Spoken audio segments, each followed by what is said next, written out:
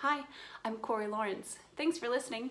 George Washington Carver said, "When you can do a common thing in an uncommon way, you'll command the attention of the world." I think this relates to creativity, and that's what I'd like to talk to you about today. I think that creativity like this doesn't have to do just with art or performance, but it can apply to so many areas of our lives. I'd like to share with you some exciting research going on right now that can show us with imaging what parts of our brain light up when we are being creative.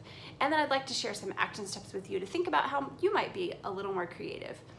Researchers have been pursuing how to study creativity for a long time, and obviously it's kind of an abstract thing to study. But one thing that is a little bit of a duh thing that they're proving to be true is that creativity happens when we are relaxed, when we are positive. So our emotional state has an effect. We can't just maybe be angry and then turn on creativity. That may work for some people, but this is kind of neat that it is being supported by current research. When we are in a positive mood, researchers are showing that it gives a diffuse attention. And that state of mind is really very important because creativity and inspiration is really about making connections across disciplines, across different topics and knowledge bases. So it's very interesting to see that being valued even more in the workplace, far beyond just the arts. The kind of creative and connective thinking we're talking about is nothing new. Some of the most revered and admired thinkers are the ones who make these kinds of connections, whether that's somebody who's made a technological innovation or someone who invented a math, which completely blows my mind, or even just creative artists who have created, composed a piece of music that makes us feel incredible, or a piece of art that moves us and really sticks with us for a long time. It may seem today in our information age that the only real way to get ahead is to know everything there is to know about a topic. But I think that when we can learn a great deal and make connections, that's when we will really be using our creative powers to the very fullest. Greg Sittel writes, "The ability to synthesize concept across disciplines is much more valuable than domain knowledge." So it's nice to have that expressed and recognized. I would tend to say that sometimes I won't try something. I won't start something new unless I feel like I can learn everything there is to know about it. Or I don't want to give myself permission to try something if I'm not going to do it perfectly the first time. And that's really very silly of me, and I totally recognize how silly that thinking is. But when I allow myself to try, that's when the creative thinking can really unlock inspiration. So here's the cool research going on. This happened at the University of Graz in Austria, where they studied which parts of the brain were more active when participants were thinking about new ways to use a familiar tool. So this idea that you're presented with an object, it's not necessarily what you would use for a specific task, but you can use your mind to make a new connection and think, this is how I would use it. That lit up different parts of the brain than just saying, here's a hammer, what do you use it for? That is a completely different kind of thinking. The whole point of the study came down to this: the generation of new and old ideas involves the retrieval of memory in a similar way. But the finding is that the brain uses executive processes for overcoming dominant but uncreative responses. Isn't it so much easier when we just do things the way we've always done them? When we find a familiar thing that works and we just stay there? I think that this study shows it takes work to overcome that. But we can unlock our creativity when we do. I love words, and I love to think about the base word or the history of a word. So I love to think about the word that comes to my mind is technique. So if I see a great artist whose expression in a certain form of art is very unique, I think it's because they have a technique. They have a certain way of doing things that shows who they are and their creative vision.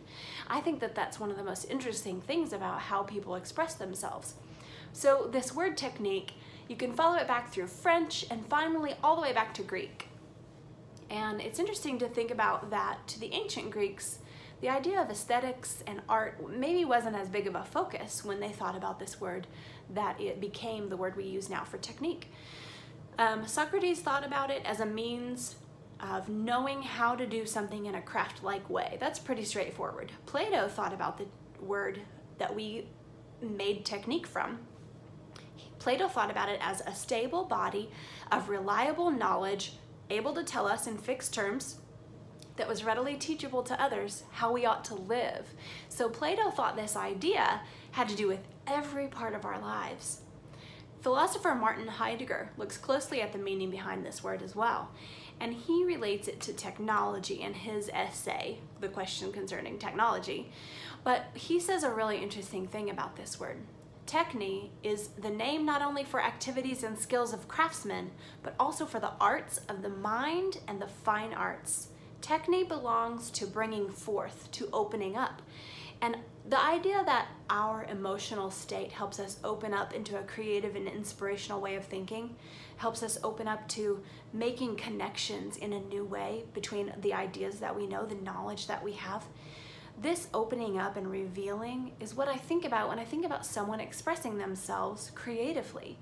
And that can be in an office setting where someone uses the tools that they have to get a job done creatively. It can be as a baker makes a new recipe that no one ever thought of those combinations before, but it's amazing. An artist who creates a work of art that moves people. A filmmaker who makes a film that sticks with people so deeply they remember it for their whole lives. However that creativity is expressed, that is something that is about connections in our mind and connections with each other. We can connect through creativity with each other in new ways. When we think about the great thinkers of the past, when we really consider what their world was like, they might have been limited by the political atmosphere or by socioeconomic factors. They might not have had all of the ability that we have to make connections across the entire world in a matter of moments. So to think that those people were able to overcome those objectives, those problems, and they were able to be these creative people that we look up to is pretty amazing. So that brings me to the action points, the things that we can do today. Just like the great thinkers and the great inventors and great artists that we revere so much, we have to make connections. They had to overcome obstacles, and we do too. The obstacles that we have to overcome sometimes might be even too much knowledge. We really have to sift through what exactly it is that we need to make a connection between. So I think that one action step we can all take to be more creative in our everyday lives is to experience new things. And that this has to be things that we may not be exactly familiar with. We may have to use the executive actions in our brains to overcome the familiar, to lay aside the things that are conventional. We might have to really exercise some effort to experience new things, because that's going to give our brains something else to draw from when we're trying to make creative connections. One more thing that we can do to become more creative people is to become intentional about learning new ways to express creativity. I think that we have to give ourselves the permission to be extremely messy sometimes. We have to give ourselves permission to try something that we know nothing about. We have to give ourselves permission to fail. I think that's the real way to achieve creativity. So I challenge you to be more creative. Thanks so much for listening.